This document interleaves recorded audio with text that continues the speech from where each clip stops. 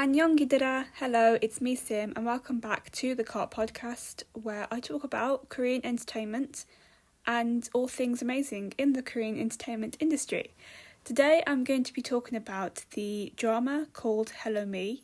It is also known in Korean as 안녕, 나야. It is a drama I recently finished watching and it is a rom-com with a touch of fantasy. In terms of fantasy, the drama relates to time, and I do love Korean dramas which have a little bit of a time slip and things like that. The very first Korean drama I watched with a time situation was Rooftop Prince, and I remember watching that years ago thinking, oh my god, this is absolutely hilarious, and it's probably slapstick comedy now, but I used to love that drama so much back then. But this drama, 안녕, 나야, came out in February this year and has the standard 16 episodes. Apparently, I researched this drama and it's based on a book from 2011 called Fantastic Girl by Kim Hae-jung. I was really trying to find this book everywhere, but being in the UK, it's hard to find anything from abroad, particularly Korean. So I tried to look on Amazon and places like that, but I really couldn't find it anywhere. So if anyone does have or knows where to get this book, I would appreciate it if you would let me know, because I really want to read it and see if I can read it in Korean, that is. So yeah, let me know. I kept seeing this drama pop up everywhere, so I decided to give it a watch. And I initially thought, because with a lot of dramas I tend to not research the Wikipedia page, I just look at it and think, oh, will I like that? So I did that, and I felt like it was going to be a drama I wouldn't enjoy, but I actually really, really enjoyed it. I was really hooked onto it, and I'm more better at controlling my addiction to Korean dramas now, because I basically have to live my life and do other things. But yeah, and I really liked the fact that the characters did such a good job to make the story what it is, and even though it had sort of a coincidence Korean drama vibes, they tried not to make it too much of the coincidental Korean drama type vibes, if you know what I mean, if you've seen it. But yeah, I'm going to move on to the cast and crew now. So we firstly have the actress Choi Kang-hee, and she comes in dramas such as Queen of Mystery and Protect the Boss and a lot more. Choi Kang-hee plays the older version of the character Ban-han-hee, and the older Ban-han-hee comes across in a bit of a tough spot. She has wrongfully lost her job in the supermarket, and generally she's nothing like her younger self when she was 17 years old. The 17-year-old Ban-han-hee is played by the actress Lee Re, and I already think she is such an amazing actress, and she did such a good job in her role. She's only 15 years old, and already she's just amazing, and I really do hope her all the best for her future projects. She comes in dramas such as Witch at Court, Radio Romance, Memories in Alhambra, and Startup. Most of the time she is playing, in other dramas, she's playing the younger version of the main lead, or a sibling of the main lead, something like that. But the fact that she came across in this drama to have a main role, and it really showed her acting ability a lot, which is really, really nice to see. But yeah, the young Ban-han-hee is completely different to her 37-year-old self. Everyone at school loves her, she's basically an icon and an idol, and she has a heart set on being famous and becoming an idol as well. Next we have Kim Young-kwang, and he plays the character. I was just trying to think then. He plays the character Han Yoo-hyun, and Kim Hyun-kwang comes in dramas such as, he comes in so many, I've seen him everywhere, such as Good Doctor, Goth the Starry Night, Sweet Stranger and Me, The Guardians, and also The Secret Life of My Secretary. And I also cannot forget the drama Pinocchio, because that's one of my favourite dramas. But yeah, Han Yoo-hyun is from a charitable family. His father is the CEO of Chorwell Confectionery, and even though Yoo-hyun is busy getting these certificates and qualifications in things he enjoys, so his hobbies, his father wants him to knuckle down and be serious about his life and his career and what he's going to do. And basically his father sort of throws him out until he gets his act together and starts being ready for life, basically. And then finally we have Mun-sok, and he plays Yang Chun-sik, or Anthony. He also comes in Backstreet Rookie, which is a drama that came out I think last year.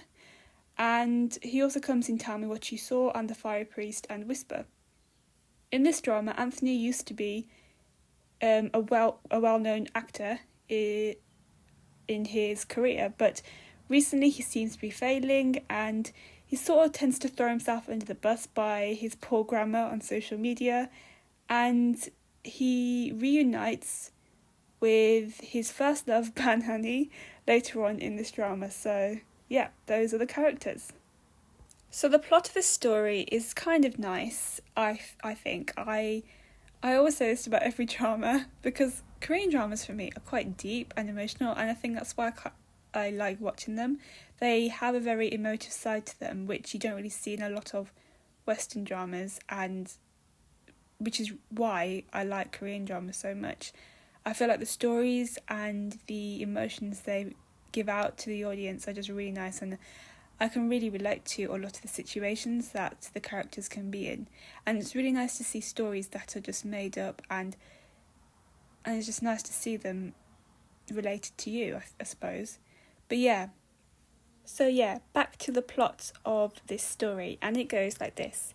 We firstly see a miserable Ban Hani at 37 years old, and she's about to lose her job in the supermarket. She meets Yoo Hyun at the police station as well, as they're both sitting in the cells. And over time, the two bump into each other more, and then one day Ban Hani is with Yoo Hyun and she's about to get run over by a lorry. However, she doesn't move, and she doesn't want to move. She just wants to end her life, pretty much. But then in the end, Yoo Hyun saves her, and she wakes up in hospital, and Yoo Hyun suffers from a minor graze on his arm. After she wakes up, she hears her younger self next to her. She opens up the curtain to realise it's basically a person that looks exactly like her, and then as she continues to find out more about this person, she realises it's her younger self that's come back from the past. And she's still quite confused by this situation. The young Ban Hani, that is. The young Ban Hani is really confused. She sort of wanders around the hospital thinking it's still like the 1980s, sorry. And she soon comes to realise that she's from the future too. And then over time, the two start to live together, and at first with their older sister as well, who's much more well off than Ban Hani, but she gets thrown out after a small situation. So the two trail the streets to find a better place, and they eventually come to a place which is quite cheap, and then they realise that Yoo Hyun also moved into the same neighbourhood as well after getting thrown out of his house from his father. And at the beginning, the older Ban Hani is constantly trying to keep her younger self in check, because she likes basically doing her own thing, and she sort of doesn't really listen to anyone. But then slowly, the older Ban Hani starts to pick her life back up with the help of the younger self, and she also gets help from Yoo Hyun as well. And she has a lot of good ideas when she starts working at Chowa Confectionery as well. Anthony also comes into the picture later on as well. And when she starts her work at Chowa Confectionery, she also meets her old high school best friend, who is her manager, Oh Ji-eun. And I think she's such a cute character in this drama. And it's really nice to see that their relationship basically gets better, because there was something that happened in the past that made them fall out, and they reconcile over time and become close again. In the end, there is a dilemma of returning the younger self, Ban Hani, to her own time. The reason why Ban Hani turned out so miserable is because her father passed away in the situation where the younger Ban Hani came to the present.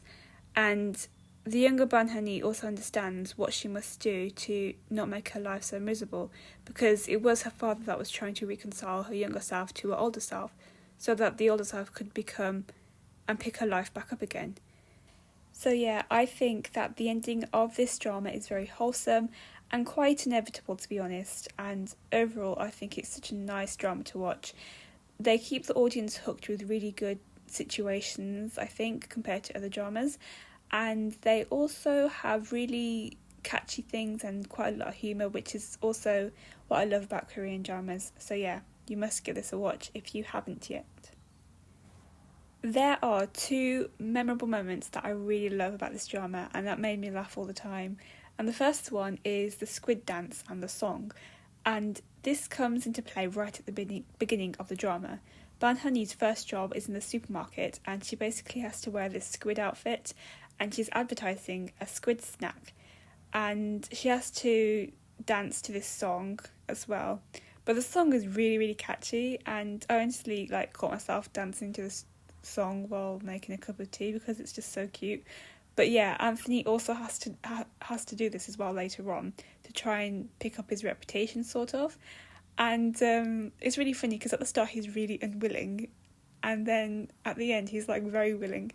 And in the same situation where Anthony was recording for the Squid song, the younger Ban Honey also came to be in the advert as well, the advert recording, because she wants to be famous and whatever, but she gets given the sort of seaweed, I think it's seaweed, and she's basically seaweed and no one can recognise her, but the older Ban Honey catches her and basically runs after seaweed, and I found that really funny. But yeah, that's a really funny scene I liked. Nextly, and finally, I really like the Chowa Confectionery Company morning workout. I think this is so cute. When Ban Honey first comes to work at the Chowa Confectionery, basically there's a morning dance routine that all the employees do, and she doesn't really know it when it gets announced on the overhead speakers. But everyone's doing this dance, and she's sort of making it up as she goes along. But then the next day she learns it all and she does a really good job of it. But I think the dance is so funny and funky and it's definitely something I would do if I were to have a company. I would definitely do this morning routine dance. It's so funny. So there were two things that really stuck out to me in this drama in terms of the themes and meaningful points. Firstly, I saw happiness and life. It takes just one thing to knock you down in your life, and it's hard to pick yourself back up again when you've been knocked down.